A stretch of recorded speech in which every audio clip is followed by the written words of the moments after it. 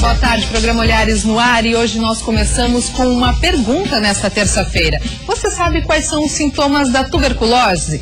Tuberculose, hoje no Dia Mundial de Combate à Doença, um alerta para o diagnóstico precoce e também para o tratamento adequado. E a gente segue falando em saúde. Novembro Azul quer chamar a atenção dos homens para o câncer de próstata.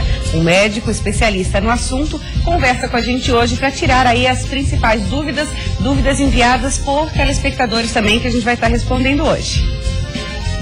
Eu vou mostrar para vocês os verdadeiros significados da palavra LGBT, ou melhor, essa sigla, essa sopa de letrinha que muita gente tem dificuldade de digerir. É verdade, muita gente faz confusão, né? E tem dúvidas, né? O que realmente significa. Veículo compartilhado, vamos conhecer a proposta de jovens inventores com o objetivo de melhorar a mobilidade urbana. E, Karina, eles estão numa corrida contra o tempo para terminar a fabricação. Você está vendo aí um protótipo. A campanha de financiamento coletivo termina agora, dia 22 de novembro. Se você quiser participar, vai saber como no programa de hoje.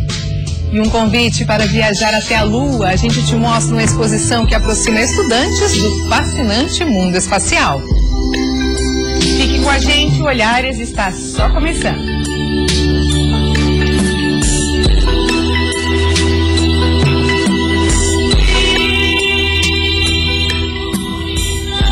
E hoje é o Dia Nacional de Combate à Tuberculose, por isso diversas entidades de conscientização, atividades de conscientização estão sendo realizadas nas unidades de saúde de todo o estado. E mesmo com a boa notícia de que Santa Catarina tem um dos melhores índices de incidências do país, com 45 mortes a cada 100 mil habitantes, o dia é de alerta para os sintomas da doença.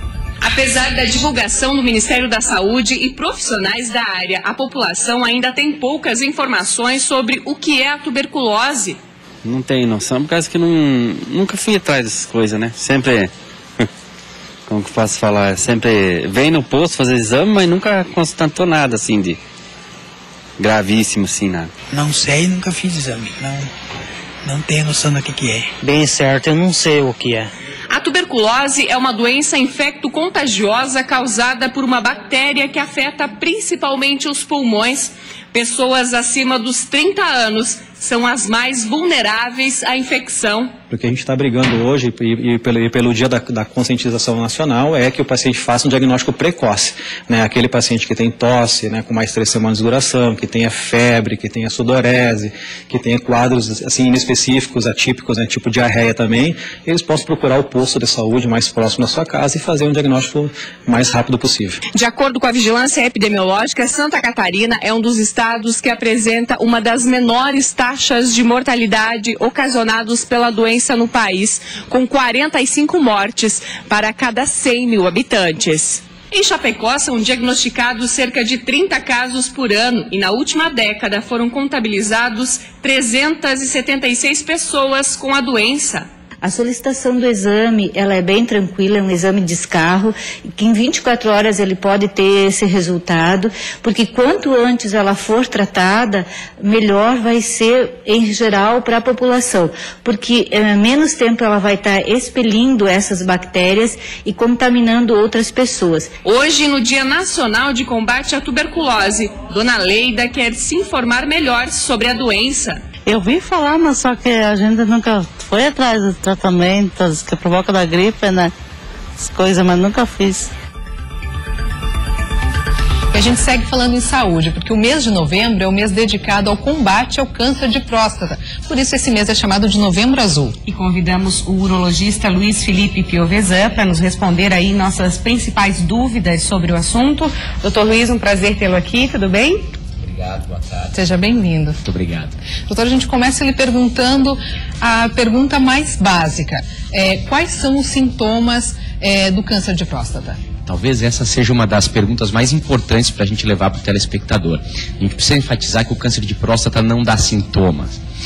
Quando a gente espera o paciente procurar o auxílio de saúde por conta de sintomas, é tarde demais. Então o homem tem que lembrar que a prevenção do câncer de próstata se faz antes de qualquer tipo de sintoma.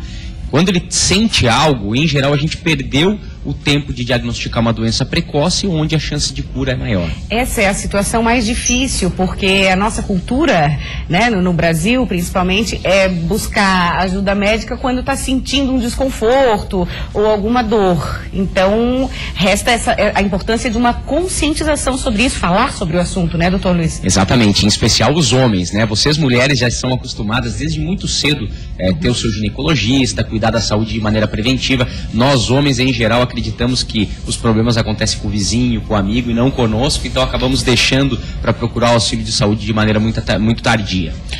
Vários telespectadores mandaram perguntas com dúvidas sobre o tema, e a primeira que eu começo fazendo é do Alberto de Chapecó, que ele quer justamente saber como então se prevenir. Então, a prevenção é feita através de exames periódicos. Todo homem, a partir dos 50 anos, deve fazer consulta com o seu urologista. Basicamente, ele vai ser examinado com 2 exames. Um exame de sangue, que se chama PSA, e um outro exame, que é o exame do toque retal. E esses exames devem ser feitos de maneira anual. Entretanto, 2 populações são de especial risco e devem começar essa avaliação até um pouco mais cedo, a partir dos 45 anos. Afrodescendentes e quem tem histórico na família. Tá, você falou da questão do exame de sangue, a questão do exame de toque. O Jorge de Imbituba pergunta: exame de sangue é totalmente seguro para saber se tem câncer, ou é o exame de toque que é a palavra final? Na verdade, é a associação entre o exame de toque e o exame de PSA que nos trazem a maior chance de detecção de uma doença. É claro, na medicina nada é 100%. A gente sabe que se a gente só fizer o PSA ou só o exame de toque, a taxa de detecção vai ser menor do que se a gente fizer os 2 exames. Vale a pena lembrar que o exame de toque, algo em torno de 10 a 15% dos tumores são diagnosticados através do exame do toque. Então é importantíssimo fazer os 2 exames. Juntamente com essa resposta, o Eli do bairro Trindade, aqui de Florianópolis, ele fala sobre esse exame, que é o PSA. Se ele está alto, significa que a pessoa está com câncer, e eu gostaria de aproveitar que o senhor explicasse o que significa esse exame PSA. Então, PSA é uma sigla em inglês que chama antígeno prostático específico, e ela é uma proteína produzida somente pela próstata. Entretanto, uma série de doenças podem fazer com que o PSA se eleve. Então, o PSA elevado não significa necessariamente câncer, significa que esse homem deve investigar para descartar uma eventual presença de uma neoplasia ou confirmá-la, e aí, daí para frente, poder tratar. Doutor Luiz, nossa equipe foi às ruas saber se os homens estão se cuidando e conhecer a história também de um homem que descobriu o câncer, está na luta para vencer a doença. Vamos acompanhar. Ser homem é ser pai, avô, chefe de família, o super-herói dos filhos. Tantas atribuições que fazem o sexo masculino ser considerado forte e, ao mesmo tempo, leva muitos a darem a desculpa de não terem tempo de cuidar da saúde. E é aí que está o perigo. Se eu te disser que 1 em cada 6 homens tem ou terá câncer de próstata, o que o senhor me diz disso? Acredito. Duvido quem não vai ter se não se cuidar, né? Eu até hoje não fiz, mas pretendo fazer o exame, aquele que o pessoal fala que tem que ser feito. Eu tô com 50 anos e não fui ainda fazer. Nunca fez o exame? Nunca fiz. Então, diante dessa estatística, fica um pouco preocupado. Fico preocupado. Uma, medo. Outra, relaxamento. Eu acho que é tudo isso. Não tem homem, a maioria, né, fica com medo, né, de pegar e fazer o exame. Até preconceito, eu acho também, preocupa. E assim a tendência é a pessoa não se prevenir, é cada vez acontecer mais, né? Segundo dados da saúde, são mais de 307 mil mortes pelo câncer de próstata todos os anos, sendo que só em 2014, no Brasil, quase 70 mil homens foram diagnosticados com a doença. Luiz tem 67 anos e descobriu o câncer em fevereiro. Tudo foi uma consequência, né? Foi uma falta de um planejamento meu, né? De fazer o preventivo, e casualmente, num exame normal, rotineiro, surgiu um probleminha e a gente foi investigar. Nessa investigação se constatou que realmente o problema existia. Durante o tratamento, o apoio de pessoas próximas foi fundamental. Você tem que encarar o desafio, encarar a situação frente a frente. Isso não tem como você fugir. Quer dizer, lógico que a participação familiar é fundamental, né? Eu até porque em casa nós tivemos um problema, já há 12 anos, graças a Deus, superado, que foi da esposa, né? E a gente encarou, junto com os filhos, encaramos, com os netos, encaramos, fomos levando, né? E isso é fundamental, porque se você se sentir isolado num processo desse, eu não sei aonde é que a situação poderá chegar. Hoje as visitas ao médico viraram rotina, além da medicação que o acompanhará pelo resto da vida. E por isso ele deixa o recado. Porque isso aí é o ano todo, gente. Isso aí é o que eu digo assim, serve como conselho, né? Não esperem aquele momento tradicional de movimento, de barulho, de imprensa, de TV, de rádio, de jornal. Tem que fazer o ano todo. Eu digo assim, tanto o Outubro Rosa como o Novembro Azul, é o ano rosa, o ano azul. Tem que ser sempre, né? Não esperar para fazer. Porque estão fazendo o movimento de imprensa, não, fazer seguido. Sempre faz esse ano, está tudo bem, se Deus quiser, graças a Deus, passa para frente, faz no outro ano, faz no outro. Não espere.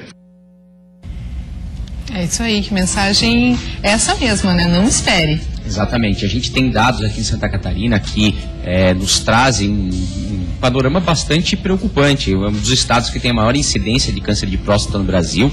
Nós temos aproximadamente 2.200 casos diagnosticados novos em 2014, ou seja, a cada 4 horas um homem é diagnosticado com câncer de próstata aqui em Santa Catarina, e a cada 20 horas um homem morre de câncer de próstata. Eles sabem que é perigoso, que pode matar, mas parece que fogem, principalmente falou da questão do preconceito, ainda é uma barreira, né, doutor Luiz, por mais que se fale, preconceito do exame de toque? Exatamente, a gente sabe que os homens basicamente eles trazem o preconceito e muitas vezes o medo do diagnóstico, ou seja, se eu tiver com câncer, o que é que eu vou ter que fazer? Como é que eu vou deixar minha família daí para frente? Então esses dados realmente são alarmantes, é por isso que a gente, numa faixa etária entre 20 e 50 anos de idade, 2/3 dos óbitos no Brasil são de homens, ou seja, os homens eles se cuidam menos, eles têm essa relutância muitas vezes em se preocupar com a saúde. Doutor Luiz, tem mais uma pergunta de telespectador, o Marcelo de São José pergunta: urinar constantemente é sinal de alerta? Tem a ver? Em geral, urinar constantemente, na maioria das vezes, significa algum tipo de doença. Podem ser doenças clínicas, como diabetes, e eventualmente doenças que podem necessitar um tratamento cirúrgico, como o crescimento benigno da próstata. Mas a gente precisa enfatizar: quando o paciente tem algum tipo de sintoma, ele precisa procurar o médico, mas não necessariamente esse tipo de sintoma se configura em um câncer de próstata. Ele é um alerta. E, independentemente de se ter o sintoma, o homem deve fazer a avaliação prostática de rotina. João Pedro de Forquilinhas pergunta: vida normal durante e pós-tratamento é possível? Olha, o mais próximo do normal possível, e nesses casos a gente sabe que a família tem um papel muito importante. Como o paciente falou, família, né, esposa, os filhos, dando suporte, eles podem trazer o homem para uma vida o mais próximo possível do normal. É claro, algumas debilidades podem surgir, o homem pode ter algumas sequelas dos tratamentos, eventualmente ter desconforto durante o período de tratamento, mas com o suporte familiar isso é encarado com bastante normalidade. Tem mais uma pergunta de telespectador, o Jaime de Palhoça pergunta se o câncer de próstata prejudica a vida sexual. Uma preocupação dos homens. É uma preocupação muito importante, até por isso muitas vezes os homens não procuram auxílio de saúde com medo de perder a função sexual. Nós sabemos que o câncer de próstata, quando a doença está avançada, por si só pode prejudicar a função sexual, mas a grande preocupação é que os tratamentos para o câncer de próstata prejudiquem a função sexual. Em geral, os homens que sofrem algum tipo de tratamento, eles podem ter uma piora na função sexual, sim, independentemente de ser tratado por cirurgia ou por radioterapia. Só que, claro, quanto mais precoce a doença for diagnosticada, menos agressivo é o tratamento, menor o risco de sequelas do ponto de vista sexual. Então, o alerta fica: quem se previne tem a oportunidade de diagnosticar a doença antes e ser tratado precocemente, minimizando o risco de efeitos colaterais. O seu Luiz até falou na reportagem que ele vai ter que tomar remédios aí, possivelmente para o resto da vida. Isso é normal ou acontece em alguns casos, depende da gravidade desse câncer? Depende muito da gravidade da doença. A grande maioria dos pacientes que são tratados com intuito curativo, eles não precisam tomar mais nenhum tipo de medicamento. Eventualmente, quando a doença é diagnosticada numa fase um pouco mais avançada, a gente complementa o tratamento através de medicamentos. E nesses casos a gente precisa usar eventualmente por longos períodos de tempo ou às vezes até pro resto da vida. Alimentação saudável, exercício físico, ingestão de bastante água. A gente não pode terminar sem dar essas dicas que também são importantes, né, doutor? A gente sabe que o que a gente chama de prevenção primária, que é tentar diminuir a ocorrência da doença, pode ter um papel importante no câncer de próstata. Nós sabemos que, basicamente, os fatores de risco para o desenvolvimento do câncer de próstata são a idade, e isso a gente não tem como combater. Aqui no estado a gente tem a maior expectativa de vida do Brasil. O segundo são os componentes genético-hereditários, então o histórico familiar é muito importante. E talvez um dos únicos componentes que a gente consiga combater sejam os fatores dietéticos, ambientais. Então, aquilo que a gente costuma dizer que faz bem para o organismo como um todo, atividade física regular, dieta pobre em gordura animal, também vai fazer bem para a próstata. É isso aí, dado o alerta então, segue aí mais alguns dias de novembro, espero que a conscientização tome conta aí dos homens, né, que procurem um médico aí aproveitando esse Novembro Azul. Como disse o seu Luiz, né, o entrevistado da reportagem, o ano inteiro, né, Karina? É o ano inteiro, né, não só novembro. Obrigada, doutor Luiz Felipe Piovesan, foi um prazer tê-lo aqui conosco, obrigado. Muito obrigado. Obrigada. Mobilidade urbana mais barata, acessível e sustentável para todos os brasileiros. Que tal? Ótima ideia. É a proposta do PodCycle que vamos conhecer depois dos comerciais. E vamos falar ainda sobre a situação dos aeroportos da Serra. A região tem 2 aeroportos, mas nenhum em operação. E tem ainda a participação de Selma Light. A gente volta já já.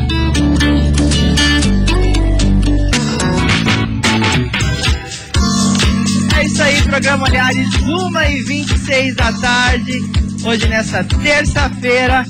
E hoje eu vim para falar um pouquinho mais sobre o mundo LGBT. Muitas pessoas ficam perguntando aí, nossa, para que tanta sigla? Para que tanta coisa? Não estou entendendo direito esse LGBT. Todo mundo é igual, tudo é a mesma coisa, não é tudo gay? Então, meu amor, não é assim. Para cada letrinha existe um significado. Para cada letra existem pessoas diferentes, com gostos diferentes e totalmente diferentes. Ou seja, não é todo mundo igual, embora façam parte da mesma classe. Vamos então hoje explicar passo a passo essa sopa de letrinhas, que muitas vezes é difícil de entender e difícil de digerir. Vamos começar então com a nossa primeira letrinha, que é o L. O que significa o L? L é o L de lésbicas. Lésbicas são meninas. São meninas que gostam de meninas. Ou seja, mulheres que amam outras mulheres iguais. E a próxima letra é o G, que é de gays, que são meninos que gostam de meninos iguais também. Meninos que gostam de meninos são gays. Próxima letra é a letra T. A letra B. Na letra B, nós temos os bissexuais. E aí muita gente fala assim, mas bissexual é muito fácil de entender. É aquele gay que não se decidiu, não saiu do armário. Não, meu amor. É aquela pessoa que pode amar tanto homens como mulheres na mesma proporção, sem distinção. Eles amam pessoas diferentes da mesma proporção. Pode se apaixonar por uma menina, pode se apaixonar por um menino e tanto faz. E isso, vice-versa, sem uma ordem direitinho. E essas pessoas podem ser, sim, muito bem decididas. Nossa próxima letrinha é a letra T, de transexuais ou transgêneros. Pode passar essa aí também, que essas são as meninas. Letra T, transgêneros ou travestis transgêneros. Transgêneros são aquelas pessoas que não se identificam com o corpo ao qual vieram. São pessoas que tem o corpo de uma forma e a cabeça pensa de outra. Ou seja, é uma questão de gênero. Como gênero se identifica com o outro sexo. É o menino que se vê como menina, é a menina que se vê como menino. E muitas vezes precisa adequar o seu corpo à sua cabecinha. Tá, entendi. Você vai dizer, são as drag queens. Não confunda. Drag queens e travestis transexuais não tem nada a ver uma coisa com a outra. Drag queen é simplesmente uma expressão artística, onde é um personagem, onde qualquer pessoa, seja gay, lésbica, hétero, seja quem for, pode fazer. Qualquer ator ou atriz pode ser uma drag queen. Basta vestir uma peruca colorida, fazer um personagem diferente, criar um personagem.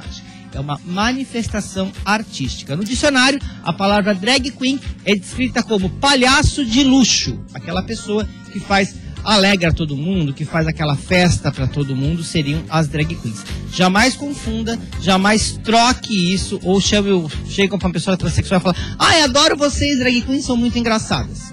Não tem nada a ver.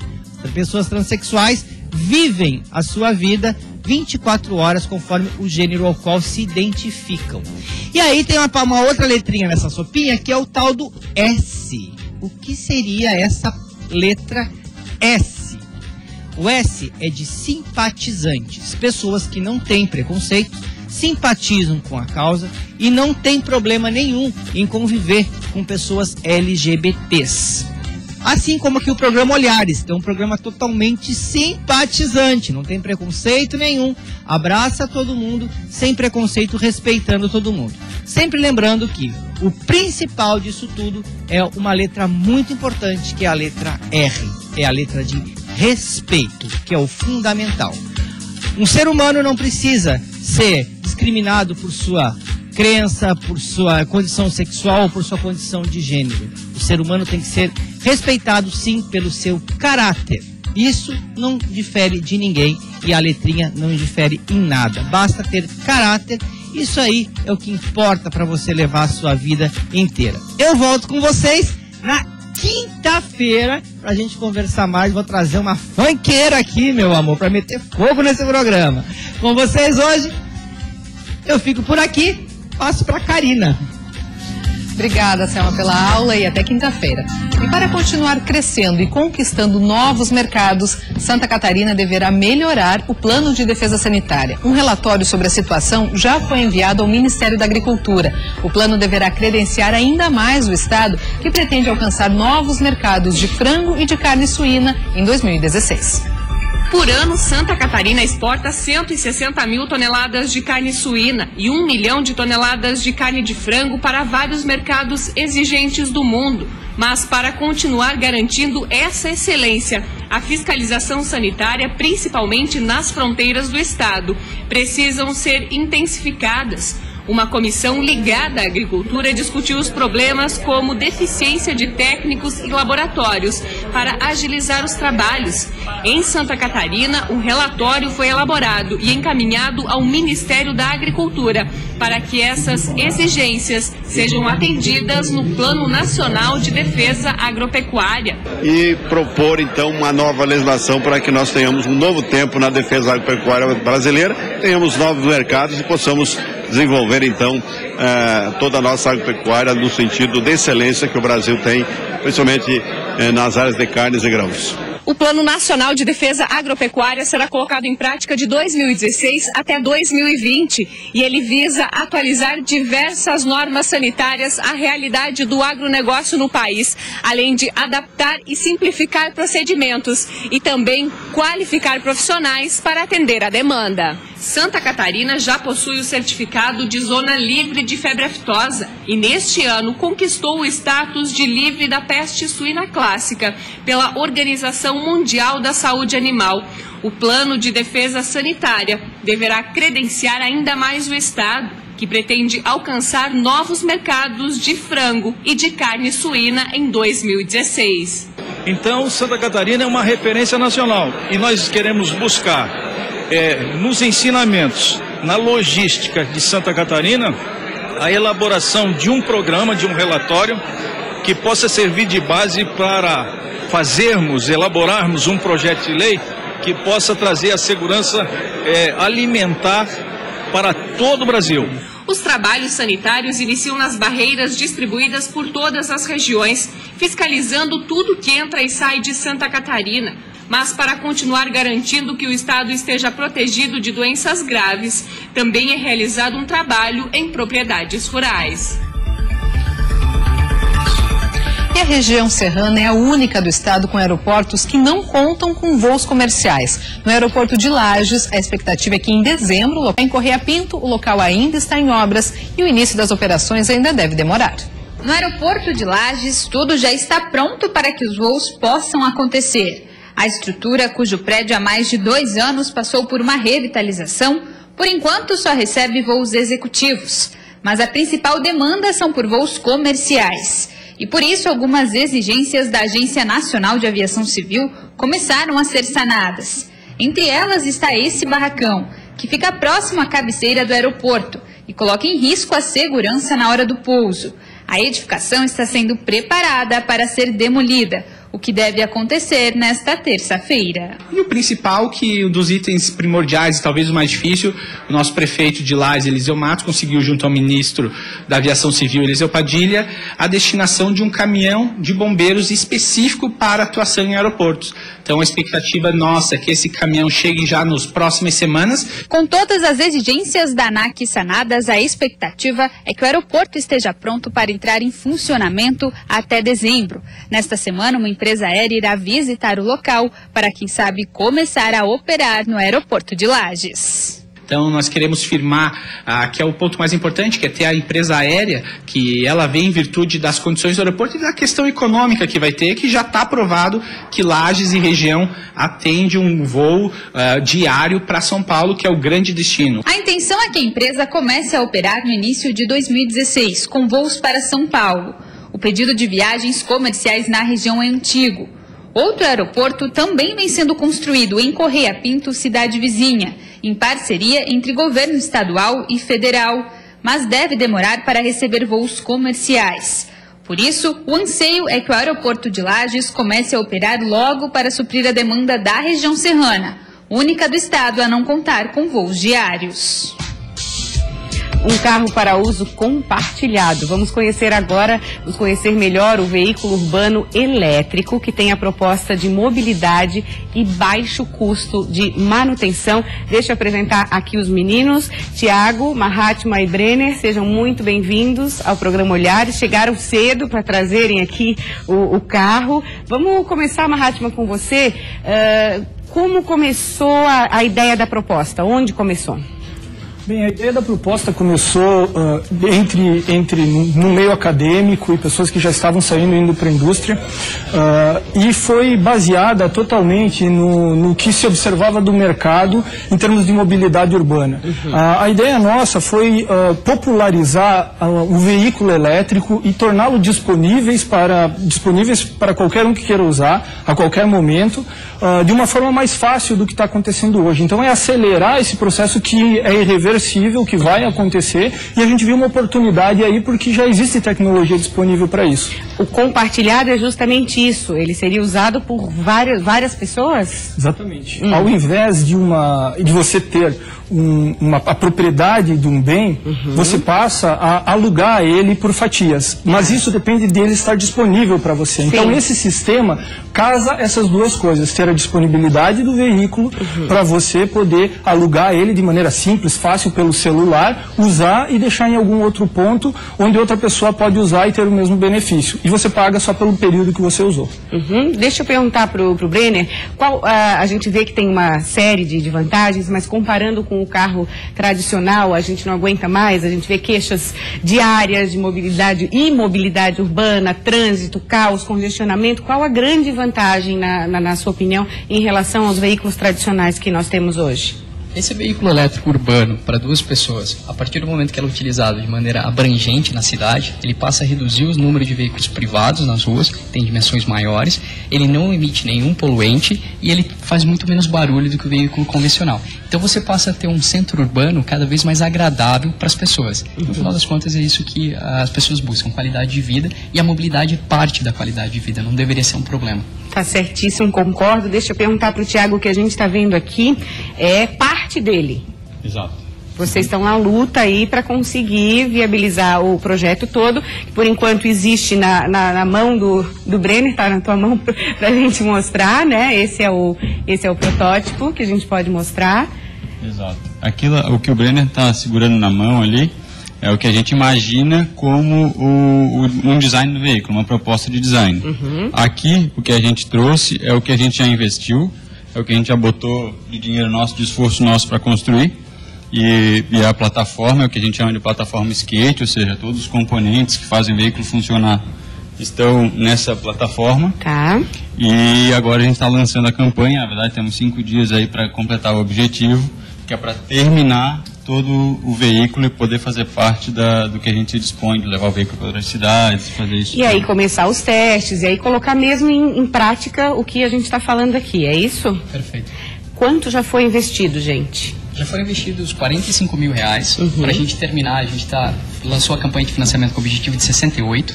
Nesse momento já conseguimos quase R$50 mil. Não, já viramos 50. Já viramos 50, ótimo. Falta apenas então. Tá, então o custo inicial é 68 mil. Da campanha. O custo final desse carro, com carenagem, interior pronto, para rodar na rua, é R$95 mil. Tá, mas a campanha precisa arrecadar? 68 para finalizar o veículo e apresentar ele ao público. E quanto já tem em caixa? R$50 mil. Então, até o dia 22 agora, vocês estão numa corrida contra o tempo. Até domingo tem que entrar R$18 mil e o Olhares está super disposto a ajudar. Vamos deixar na tela, através da internet, que as pessoas podem fazer as doações. E cada doação tem um agradinho aí, contem pra gente, vamos estimular essas doações. São várias doações. Uma doação, por exemplo, de R$15 você consegue o nome no chassi, gravado a laser. Outras doações com valores um pouco maiores, você consegue modelos 3D, impresso em 3D de uma dos estudos de design que nós fizemos. E tem outras, camisetas, posters, até mesmo poder dirigir o veículo por 10 minutos. Opa, no mínimo de R$15, até quanto que pode ser colaborado? Até R$900 para pessoa física, e temos as cotas para a empresa, que nem chega até R$150 mil. Isso que eu vou perguntar, vocês estão fazendo essas apresentações para empresas, para pessoas que têm essa consciência de mobilidade, de melhorias de mobilidade urbana e meio ambiente também, né? Que a gente não falou aqui, mas é fundamental para a colaboração para o nosso meio ambiente. Vocês estão fazendo esse trabalho? Sim, a gente tem, além da proposta de patrocínio em si para essa campanha que a gente está fazendo, que é algo mais de marketing mesmo. Nós temos estamos desenvolvendo e temos algumas já firmadas parcerias de desenvolvimento tecnológico.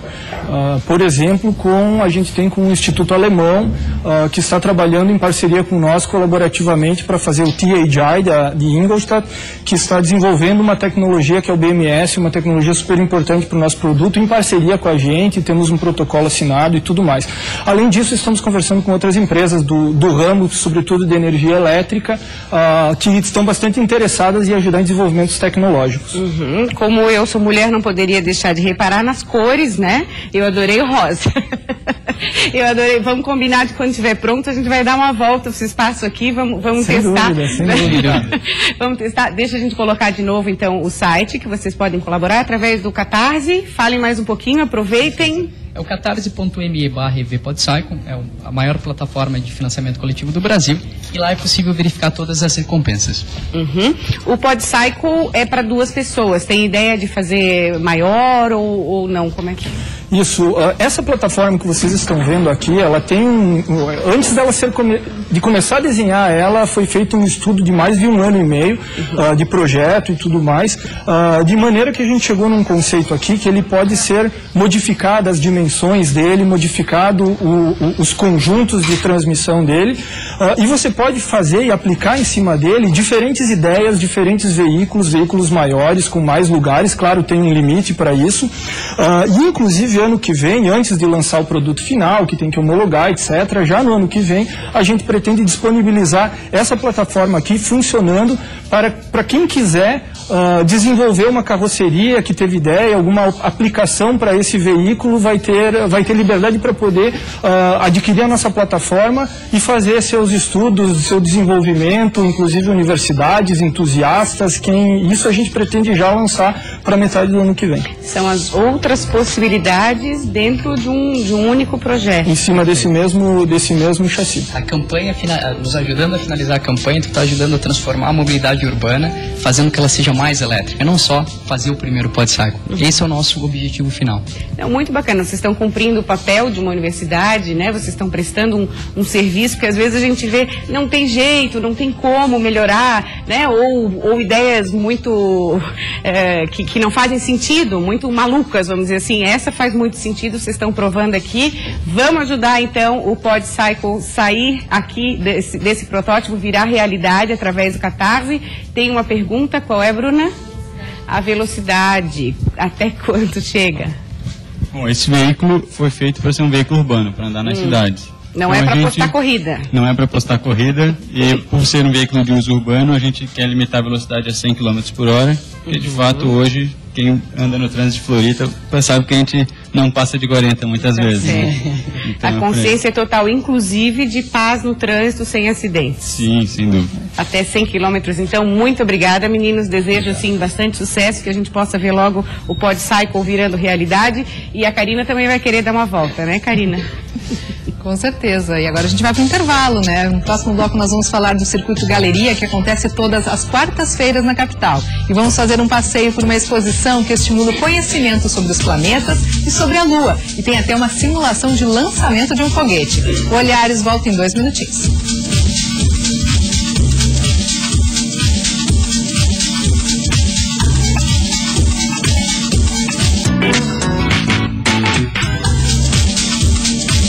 Uma hora e 47 minutos agora. Todas as quartas-feiras, gente, 8 fotógrafos se reúnem no Circuito Galeria para exibir gratuitamente exposições, filmes e documentários. Vamos saber mais sobre essa proposta? Estamos recebendo o fotógrafo Valmor de Oliveira. Um prazer tê-lo aqui.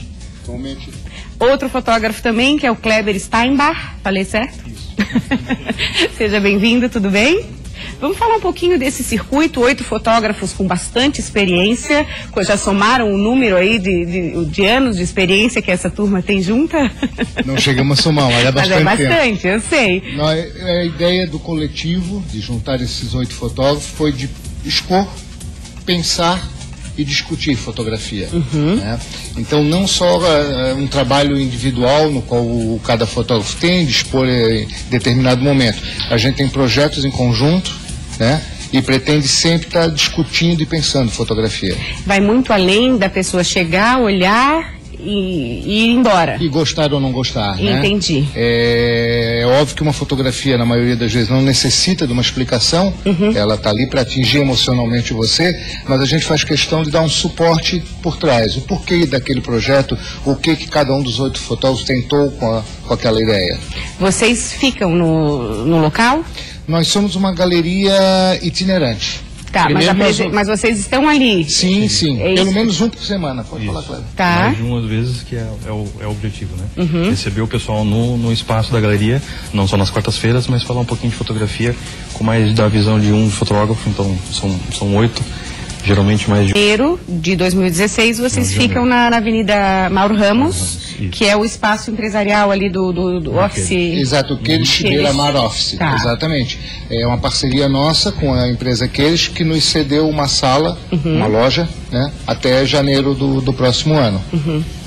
E como nós estamos falando, nas quartas-feiras tem um pequeno auditório lá para 50 pessoas, no qual a gente promove esses debates. Normalmente é um audiovisual passado, um documentário de algum fotógrafo ou de algum conceito fotográfico, e em seguida é aberta uma mesa para discussão. E aí está aberto totalmente para qualquer pessoa interessada. Isso eu ia perguntar, qual é o público que vocês esperam? Olha, o mais diversificado possível. Vão fotógrafos, vão alunos, jornalistas, alunos de arquitetura, alunos de moda. Normalmente cada semana tem um tema um pouco diferente da semana anterior, então aquilo ali também conduz para o público. O nome da exposição é A Ilha de Cada Um, é uma trilogia. Isso. Fala um pouquinho sobre isso. Então, esse é o tema principal, a Ilha de Cada Um. A ilha foi dividida em 3, que é a primeira agora que a gente tem a ilha que habitamos. Vamos ter uma segunda etapa que é outras ilhas. E, por último, lá para janeiro, a ilha que somos. Falando um pouquinho da ilha que a gente tem hoje, Florianópolis, né? A nossa casa, ou somos nativos, ou escolhemos como morada. E cada um tem a sua visão, cada um tem o seu olhar sobre a ilha, e nessas 3 exposições a gente queria trazer um pouquinho desse olhar para o público. As fotos são feitas especificamente para essa exposição, ou são trabalhos de vocês que já têm, que vocês pinçam as fotos que vocês acham que tem mais a ver com a proposta? Na realidade, dessa primeira parte da exposição é de trabalho já existente. Tá. Quando a gente nos reunimos para preparar essa exposição, a gente notou que o ponto em comum era realmente a ilha. Como o Kleber falou, nem todos são nativos, mas todos moram e, de alguma maneira, através da fotografia, procuram preservar a arquitetura, cultura, costumes da ilha. Então, daí nasceu a ideia desse projeto. As próximas exposições já estão sendo preparadas também, com novas fotos. A gente está vendo algumas amostras de fotos. O preto e branco predomina? Ou não? Acho que meio a meio, né, Kleber? Meio a meio. Tem uns que são nitidamente coloridos, e a maioria fotografa preto e branco e cor. Eu, por acaso, fotografo só preto e branco. Eu surpreendi um pouquinho, porque eu trouxe material preto e branco que o pessoal não esperava, né? Minha fotografia geralmente é colorida, então... Surpreendeu. O pessoal não esperava que esse fosse apresentado. Vocês, inclusive, trouxeram um quadro, eu vou pedir para nossa produção... Ah, tá ali. Vamos mostrar, Kleber? A pessoa que for até a galeria, ela vai encontrar tanto fotos na parede, já devidamente emoldurada, cada uma com um suporte diferente, como também um display de mesa que a gente aí oferece a fotografia dos outros participantes nesse sistema, ela já pronta em Passepartout, que pode ser adquirida e levada naquele momento. Lindo, lindo. E vocês fizeram, não faz mal, o programa ao vivo é assim. Alguém tá te vendo na TV. Alguém está assistindo, né, Valmor? Alguém está assistindo. Vocês fizeram a gentileza de trazer, nós vamos dar de presente, é isso, Bruna? Os dois?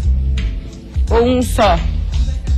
Ah, um vai ficar pra gente. Então tá, eu posso escolher qual vai ficar pra gente. Deixa eu olhar bem, Kleber, então. Esse aqui é um trabalho da Soninha. Tá. Ele se chama Vento Sul. Tá. Ela trabalha muito com paisagem, mas meio que desconstruindo a maneira de fotografar. Parece uma tela, assim, uma pintura, né? Tá lindo, lindo. Isso, tecnicamente, ela leva para esse caminho. E aqui é do Kleber, né? Preto e branco, que não é muita característica do Kleber, que ele é muito colorido. Kleber tem um trabalho muito específico, ele fotografa constelação. São fotos noturnas, belíssimas. Fotografias noturnas, coloridas, aparecendo a Via Láctea, estrelas.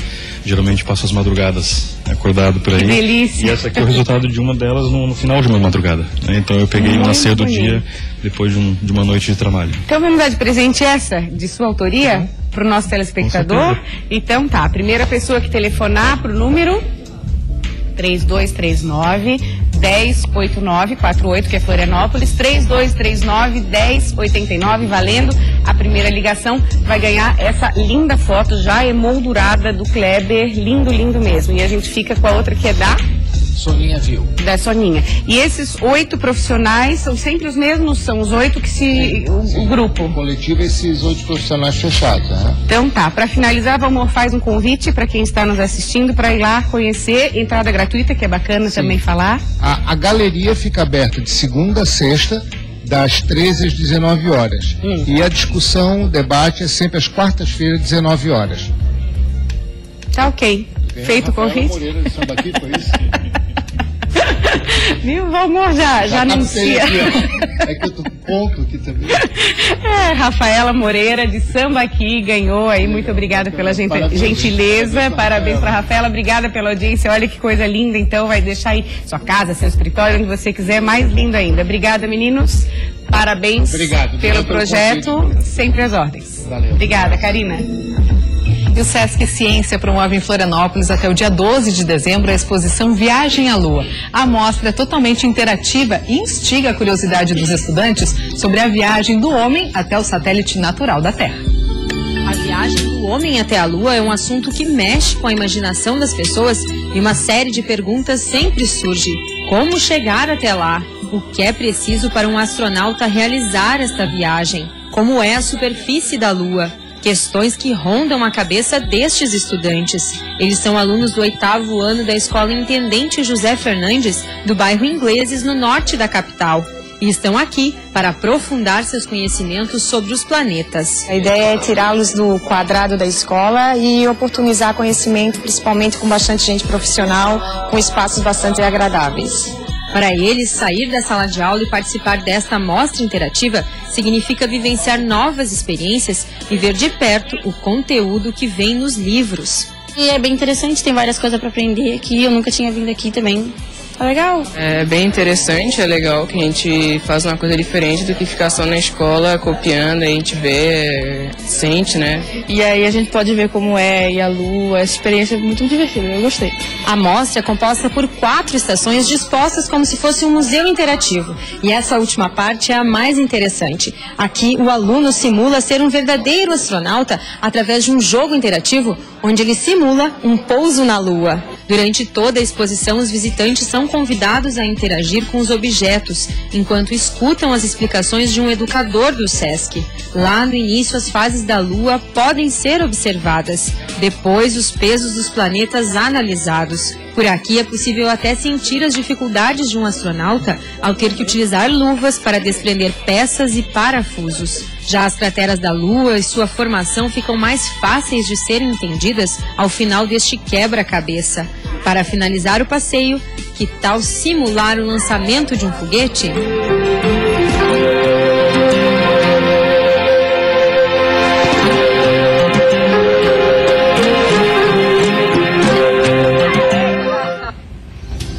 Bacana, a mostra Viagem à Lua está exposta no Hotel Sesc, em Cacupé, em Florianópolis, e as visitas podem ser feitas no período da manhã, das 9 até as 11h30, e no período da tarde, das 2 até as 4h30 da tarde. E para o agendamento de grupos é preciso entrar em contato através do telefone 3231-3227 no DDD 48. Que experiência bacana. Gente, tem mais uma dica cultural para você antes de a gente encerrar o Olhares de hoje. Hoje tem a pré-estreia do documentário Samba e Jazz, de Jefferson Mello. O filme retrata a vida e a trajetória de músicos cariocas e também dos Estados Unidos, lá de New Orleans, que é o berço do jazz. Que bacana, será às 8h30 da noite no cinema do Beira Mar Shopping aqui em Florianópolis. E a gente se despede desejando uma ótima tarde para você e com um trechinho desse documentário. Até amanhã. Até amanhã. Birita, na hora de entregar a fantasia, 4 horas da tarde, tava lá embaixo, gente, pra comprar pilha. Ele doidão, e nego dando a roupa e eu olhando. Levei pra casa, tia, me deram uma roupa, dá um jeito. Minha tia malandra, costureira, cortou a calça, amarrou uma corda na cintura, e aí foi meu primeiro desfile.